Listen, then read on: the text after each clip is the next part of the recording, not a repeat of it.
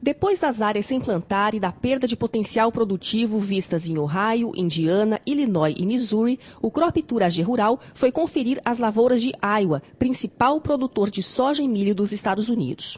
Embora o clima no estado tenha sido mais favorável que nos vizinhos do leste e do sul, as chuvas acima da média também dificultaram a vida dos produtores em algumas áreas. No sudeste de Iowa, as chuvas começaram na virada de abril para maio, o que dificultou não só o plantio da soja, mas também o do milho. Segundo este analista, a chuva acumulada nesta safra desde 1º de abril chegou a quase 600 milímetros na região. Mesmo assim, a maioria das lavouras está em boa forma.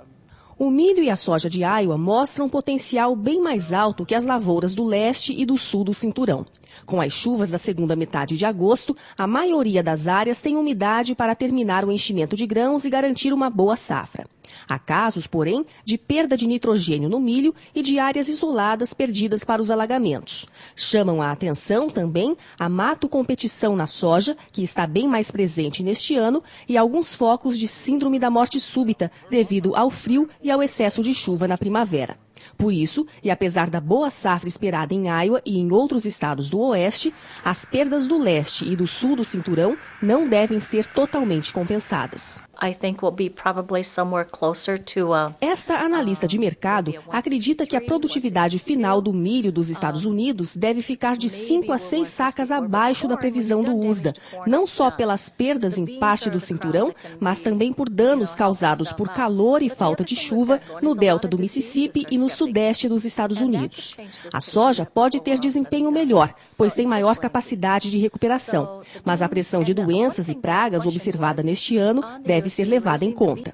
Após percorrer 4.000 quilômetros em 5 estados do meio-oeste e de conversar com diversos produtores, agrônomos e analistas, a AG Rural estima a produção de soja dos Estados Unidos na safra 2015-16 em 102,4 milhões de toneladas, abaixo dos 106,6 milhões do Departamento de Agricultura, devido principalmente à redução de área provocada pelas chuvas.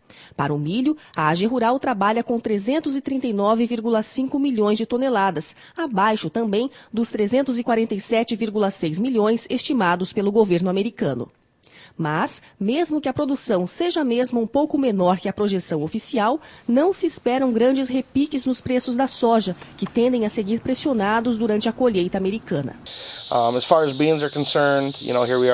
De todo modo, os analistas consultados pela AG Rural não acreditam que os preços caiam abaixo de 8 por bushel em Chicago, porque esse nível de preço é atraente para os compradores domésticos e para os importadores, devendo, inclusive, reacender o interesse da China pela soja americana.